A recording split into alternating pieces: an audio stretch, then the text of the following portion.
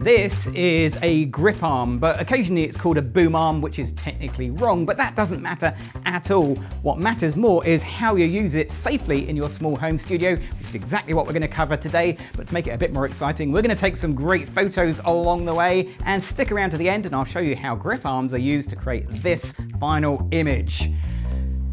To help me out today, I've got the amazing Chloe. Chloe's going to be the model for this photo session, and the first way I'm going to use my grip arm is one of the most common ways I actually use it in my small home studio, because if I've got a fairly short light stand, like this little 20-inch C-stand, yeah, that's not going to be a good light height for Chloe, so I need to extend it higher, and I've got just a short grip arm which allows me to get that extra height and get my light to the place it really needs to be, which is more up there.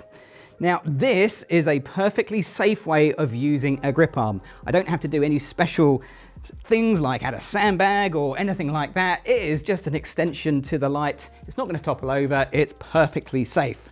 Does it improve the photo? Yeah, that looks pretty good. So you notice I've got a bit of a color theme going on today. It's not something that's absolutely essential, but I think it fits in with Chloe's look today really well. So I'm going to use the short grip arm in a way that needs a little bit more planning and setup.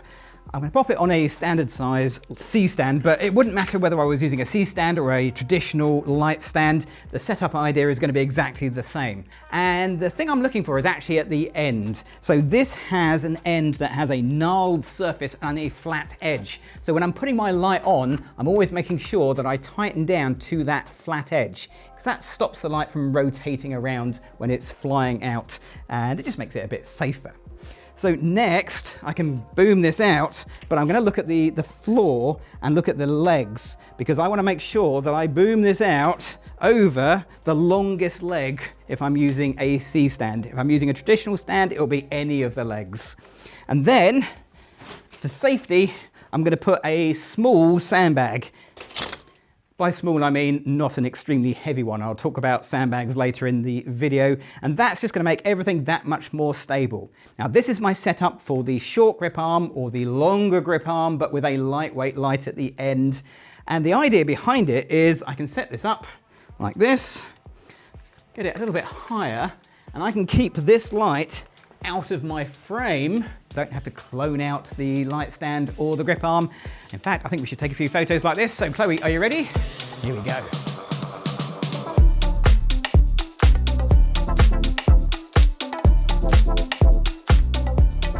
To be honest, it's not that hard to remove a light stand in post-processing. You can even get it automated nowadays, but there's two good reasons for doing it in camera. The first one is it's just good practice. The second one is it gives your model so much more room to do what they do best, modeling, without the fear of knocking over a light stand.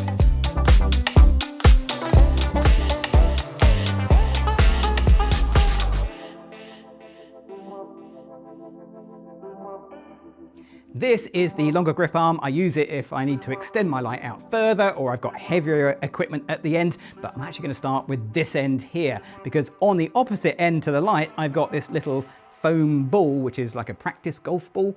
That is there for two reasons. The first one is to stop anyone actually poking themselves in the eye with this, but mostly it's there to stop it damaging the walls if I have to put it right up against the wall of my small home studio.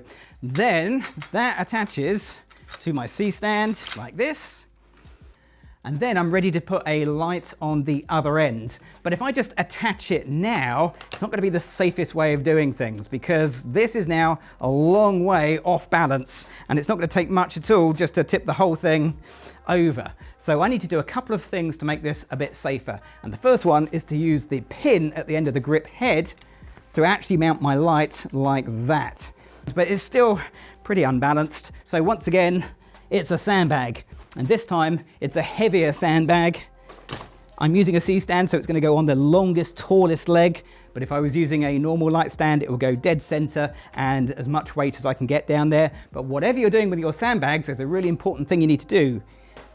Give it a bit of a kick. It must move. If it's swinging, you're winning. And that's really important, because that means the weight of the sandbag is holding the stand down and not just sitting on the floor doing nothing at all. And of course, you don't have to use a grip arm to actually attach a light. Grip arms are one of the most useful things you can have in a small home studio for hanging things with grip. So I've got a couple of super clamps up there, hanging a frosted sheet of Perspex and a light that's boomed out over the top. Everything is perfectly safe. Everything has sandbags on. We are good to go. Let me show you how this picture looks. So this is a great picture. Elevated light above Chloe gives a very dramatic look. Yeah, the frosted also really works quite nicely as a nice little prop. I think I need to add a couple more lights in, but basically this is this setup done. So Chloe, if you're ready, take a few photos like this. Here we go. Quick tip, turn them on.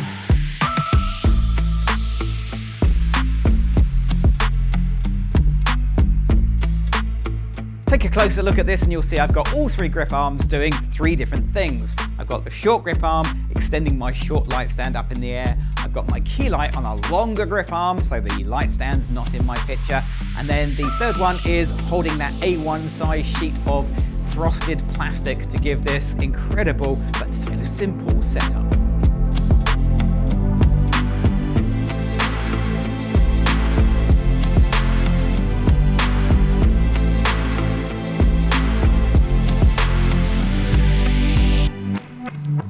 Grip arms are one of the most useful things you can have in your small home studio, but you need to take safety seriously, because if you're not taking the safety seriously, you can't enjoy the fun bits of a photo session. Now, if you've enjoyed this video or you've got any questions, go down to the comments, give us a thumbs up, leave the questions down there, check out the gear links, they'll take you back to Adorama, and of course, click on that subscribe button. I'm Gavin Hoey, thanks for watching.